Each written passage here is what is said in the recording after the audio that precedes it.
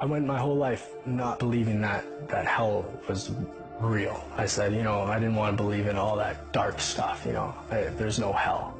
That's what I thought. But there is a hell. Jordan Samuel believes there's a hell because he believes he's been there.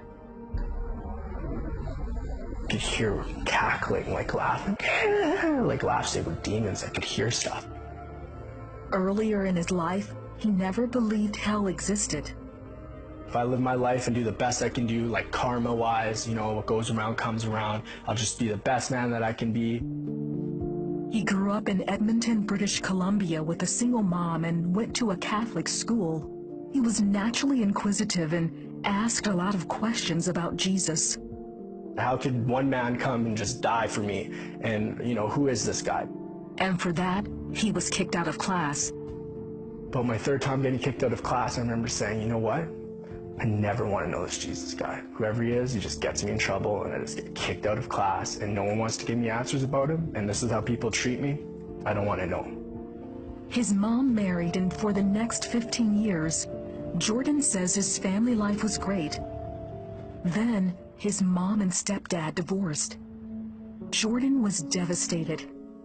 The only way he knew how to deal with the pain was to rebel. So whether that was drinking and driving with buddies and underage driving, stealing cars, and, getting stereos and having the thrill of, almost someone catching me, but not quite. For the next 4 years, Jordan continued his reckless behavior. But he wanted to turn his life around, so he stopped selling drugs and started working for an oil rig company. I was making really good money at a really good house. After work one day, Jordan decided to smoke some pot. He didn't know the pipe he used was laced with crack cocaine, something he had never done before. Jordan was sure he was dying. I can feel my heart going boop, boop, boop, boop, boop, boop, boop, boop, boop, slowing down, boop, boop, boop, boop, boop, and then like fluttering. Jordan believes in that moment he went to hell. All these women and all the things you think you want in the world, money, cars, success, all these things that I had, and I was driving, I was just loving it. And then all of a sudden this car broke down. All of a sudden these women turned to huge, huge demons.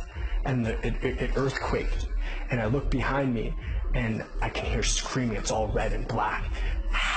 Turn around, get out of here. It sounded like people burning, people that were just burning, that couldn't find a cure or a fix to anything. It was just the worst. And I remember being afraid, gripping the steering wheel, and all of a sudden it was like, I'm back to my body in the trailer room. As Jordan was taking what he thought was his last breath, he made a declaration of faith to God. And my heart's going, boom, like the last beat. Not even knowing why, I just said, I believe. And all of a sudden, boom, I'm gone. That's when Jordan says Jesus pulled him out of hell and took him to heaven. He was all in white. He was in a robe when I saw him.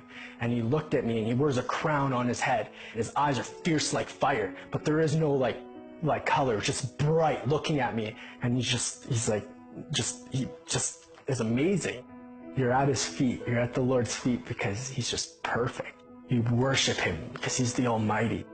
You worship him because he's saved us. Then Jordan believes he was standing before God. The Lord went to the right hand of the Father, and I began to get judged by the Father. And it was the worst, because what happened was he played secrets in my heart that I locked away that I only knew that I ever did.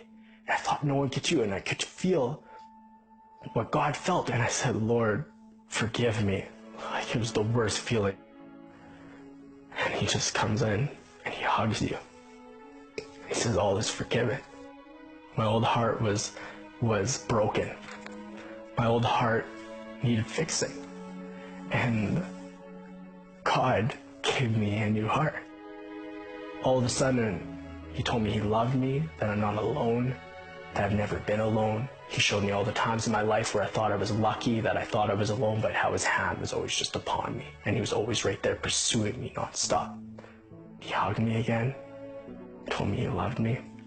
And also I was like, back in my trailer room on the floor. I grabbed the Bible. It was like it was glowing and I held it. I opened up the Bible. First thing I ever read out of the Bible was Psalms 34. The happiness of those who trust in God. I began to read it and it was everything that just happened to me. Only God can do that. Jordan shared his journey to heaven and hell with his girlfriend Danica. His voice changed, his eyes changed, his body language changed. Everything about him was new. It was different. So there was no doubting that he had had the experience that he did. My mouth, my words, swearing, everything was like cleansed. I was delivered from any addiction I had. Today, Jordan and Danica are married with 2 children. They're missionaries preaching the gospel around the world. They're letting everyone know Jesus is real and that he can change the most hardened heart with his love. God loves the broken and loves the lost, and he doesn't give up on them. He loves them with all his heart. He leaves the flock to find the one, and he did.